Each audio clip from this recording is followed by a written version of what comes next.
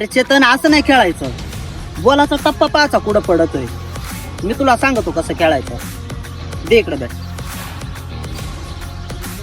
हे बघ चेतन, बॉलाचा टप्पा पाहायचा कुठं पडतोय. हे बघ अशी बॅट अशी फिरवली ना डायरेक्ट बॉल बाउंड्रीच्या बाहेर. हे बघ अशी फिरवली ना डायरेक्ट बॉल बाउंड्रीच्या बाहेर. कळलं? आता बॉलिंग कोण करील? हा तू कर.